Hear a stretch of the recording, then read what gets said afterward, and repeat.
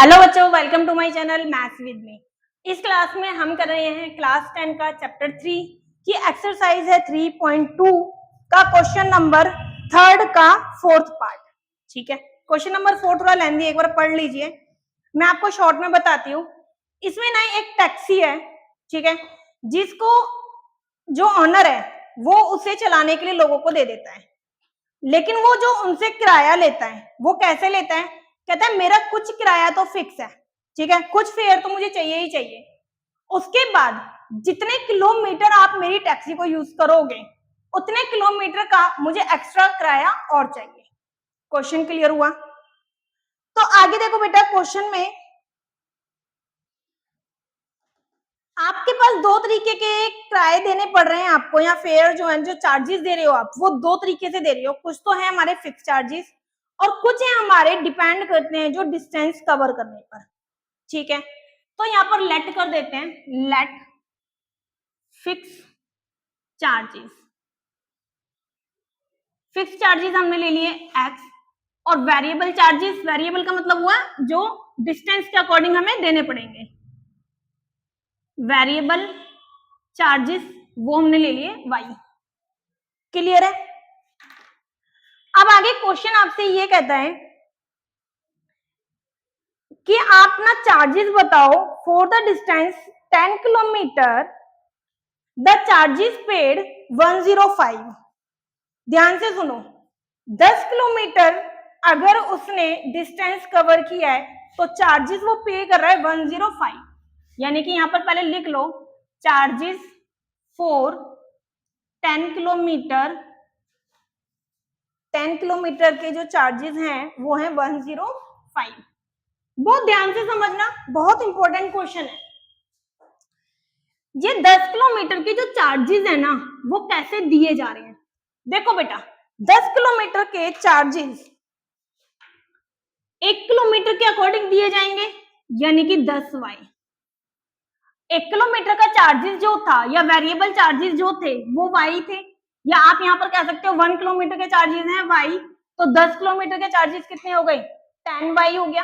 ठीक है, लेकिन इसके साथ में आपको कुछ फिक्स चार्जेस भी तो देने पड़ रहे हैं ना, जो कि हमारे x है। ऐसे तो देने पड़ रहे हैं फिक्स चार्जेस प्लस डिस्टेंस के अकॉर्डिंग जो चार्जेस है, दोनों का सम आपको पे करना पड़ रहा है 105। जरा इसको ध्यान से देख लो, ये हमारी बनी इक्वेशन नंबर 1। ठीक है, यहां पर लिख देना अकॉर्डिंग टू क्वेश्चन। अब आगे पढ़ते हैं। आगे कहता है 15 किलोमीटर के लिए वो चार्जेस देता है 155। तो चार्जेस फॉर कितने किलोमीटर था? 15 किलोमीटर के। 15 किलोमीटर के चार्जेस हैं 115, नहीं 155। अब इसके चार्जेस कैसे देगा? जो फिक्स चार्जेस थे वो तो उसको देने ही देने, फिक्स चार्जेस जो कि एक्स थे, और 15 किलोमीटर के हिसाब से उसको वाई चार्जेस और पे करने हैं। तो टोटल चार्जेस वो कितने दे रहा है? 155। तो ये हमारी हो गई इक्वेशन नंबर 2। क्लियर है क्वेश्चन? अब अपना क्वेश्चन करते हैं, वही फ्रॉम इक्वेशन 1। इक्वेशन 1 नोट करेंगे, x plus 10y equal to 105। ठीक है, यहां से x की वैल्यू निकालते हैं, 10y राइट हैंड साइड जाके माइनस हो जाएगा, क्योंकि यहां पर एक वैल्यू आ चुकी है, x सेपरेट हो चुका है, तो हम इसे इक्वेशन नंबर 3 दे देते हैं। अब बताइए मुझे स्टेप्स आगे, आगे क्या करोगे आप? पुट करोगे value of x in equation. कौन सी इक्वेशन में पुट करोगे? बेटा फर्स्ट यूज करी है हमने, फर्स्ट से निकाली है, तो आप इक्वेशन नंबर सेकंड में इस वैल्यू को पुट करोगे। इक्वेशन नंबर सेकंड क्या थी हमारी?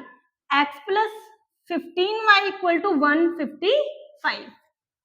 अब x की वैल्यू ब्रैकेट में रखने की जरूरत नहीं है, क्योंकि यहाँ कोई भी ना इसके साथ नंबर नहीं लिखा हुआ, मल्टीप्लाई में कुछ भी नहीं है। मल्टीप्लाई में होता है तो हम ब्रैकेट में लिख देते हैं उस वैल्यू को। क्लियर है यहां तक? वाई वाई वाले सॉल्व हो जाएंगे, माइनस प्लस माइनस, 15 में से 10 गया तो 5y, और बड़े नंबर के आगे का साइन। 155 आ गया, 5y को यहीं छोड़ दे, 155 में से माइनस कर दो 105। तो जब आप इसमें से 105 को माइनस करोगे तो आपका आएगा 50। अब ये 5 मल्टीप्लाई में है, राइट हैंड साइड आके ये डिवाइड हो जाएगा, तो y की वैल्यू आ गई 10। ठीक है, अब x की वैल्यू निकालेंगे क्योंकि x की कंप्लीट वैल्यू नहीं आई थी, तो put value of y in equation 3। ध्यान रखना इक्वेशन 3 हमारी होती है x की इनकम्प्लीट वैल्यू, ऐसे ध्यान रखना, x की वैल्यू तो निकली है बट वो इनकम्प्लीट है क्योंकि वहां पर हमें y की वैल्यू को भी पुट करना है। y आ गया 10, मल्टीप्लाई कीजिए 100, 105 में से 100 गया तो आ गया 5। तो इस तरीके से आप देखो, फिक्स चार्जेस जो थे, कंपनी जो फिक्स चार्जेस ले रही थी वो ले रही थी ₹5, और जो डिस्टेंस के अकॉर्डिंग ले रही थी वो थी ₹10। क्वेश्चन आगे भी है, क्वेश्चन कहता है कि अगर किसी ने 25 किलोमीटर का ट्रेवल किया है तो बताओ उसे कितना रेंट देना पड़ेगा, कितने चार्जेस पे करने पड़ेंगे। तो इधर आ जाओ बेटा, 25 किलोमीटर के लिए आप लिखोगे चार्जेस फॉर 25 किलोमीटर। आप कैसे देने वाले हो, फिक्स चार्जेस दोगे, ठीक है, और 25 किलोमीटर के अकॉर्डिंग वेरिएबल चार्जेस भी दोगे, तभी तो टोटल चार्जेस बनेंगे। तो x की वैल्यू निकल चुकी थी हमारी, फिक्स रेंट हम कितना दे रहे हैं 5, और वेरिएबल चार्जेस हम कितना दे रहे हैं 10। तो इसको सॉल्व कर दीजिए,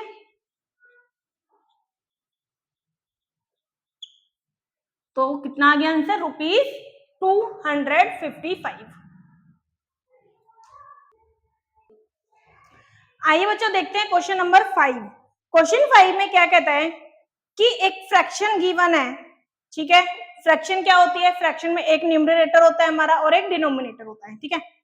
एक फ्रैक्शन है जिसमें अगर आप न्यूमरेटर और डिनोमिनेटर दोनों में 2 ऐड कर देते हो, 2 को ऐड किया जाता है तो वो फ्रैक्शन 9/11 हो जाती है। फिर बोला गया है कि अगर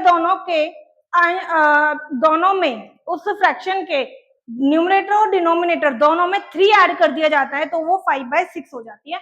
आपको फ्रैक्शन फाइंड करनी है।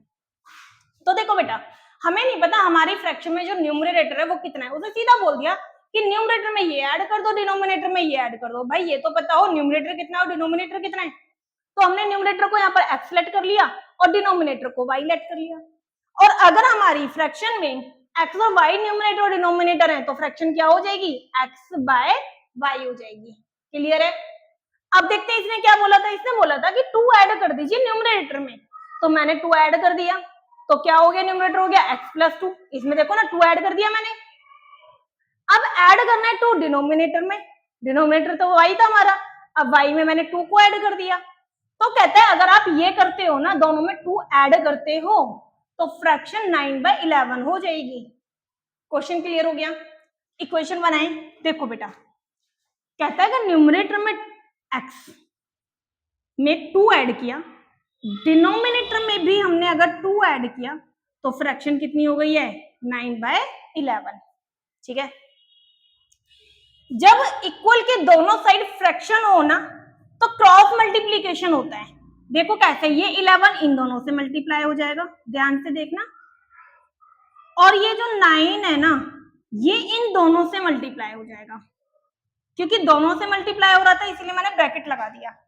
मल्टीप्लाई करो, 11x + 22, 9x, ध्यान से देखना, 9 2 9 दोनों से मल्टीप्लाई होगा 18।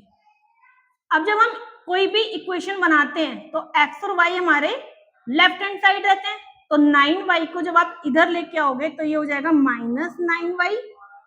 22 प्लस में है ना, 22 जब हमारा राइट हैंड साइड जाएगा तो हो जाएगा 22। क्लियर है। 11x ऐसे लिखा, माइनस में 9y इक्वल्स टू, इसको माइनस कर दो तो माइनस का 4। ये आ गई इक्वेशन नंबर 1। ठीक है, आगे क्वेश्चन देखो। आगे क्वेश्चन कह रहा है कि अगर डिनोमिनेटर और न्यूमरेटर दोनों में 3 ऐड कर दिया जाए, ठीक है, ऐड ही बोले है ना, हाँ, ऐड कर रहे हैं बेटा, ऐड 3 इन न्यूमरेटर,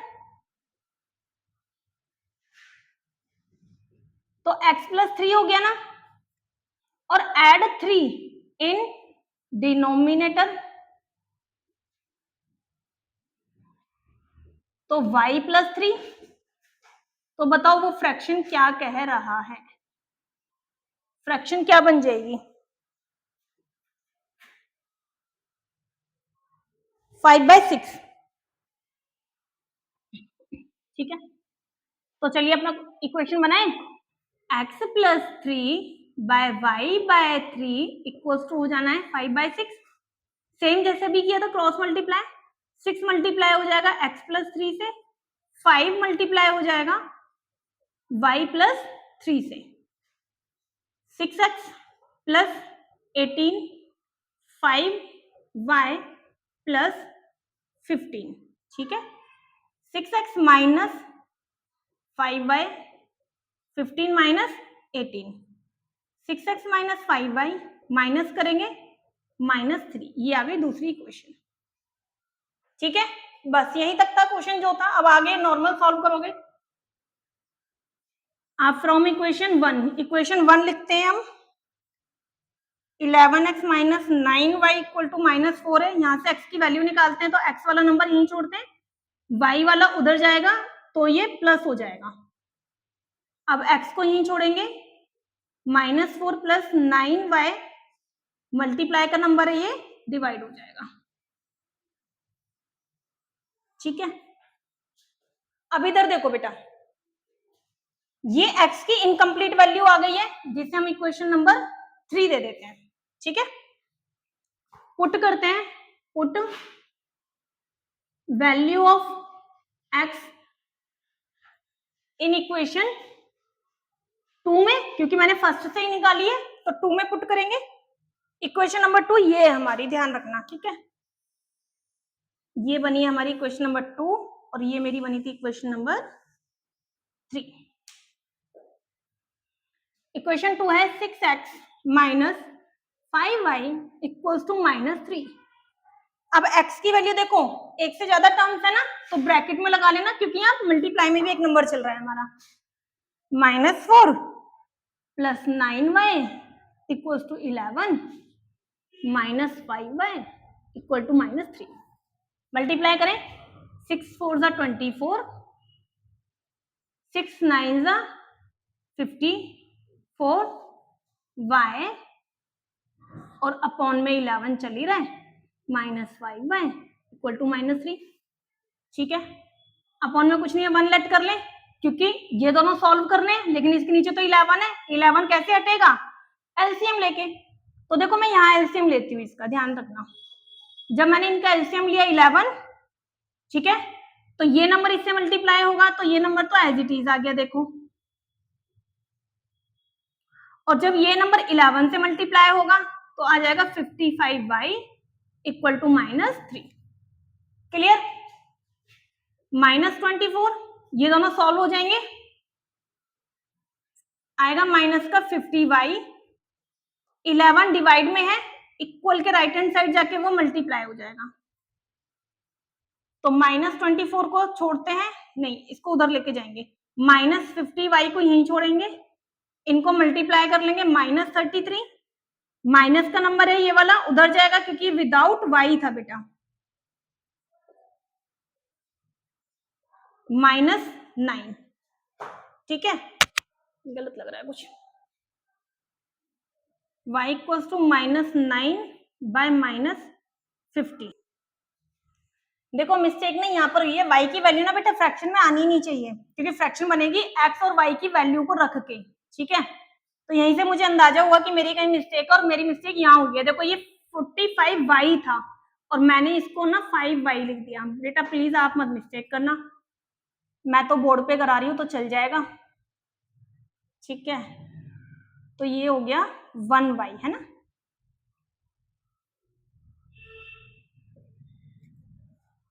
तो यहाँ पर y -1y आएगा, माइनस से माइनस कट गया, y की वैल्यू आएगी 9।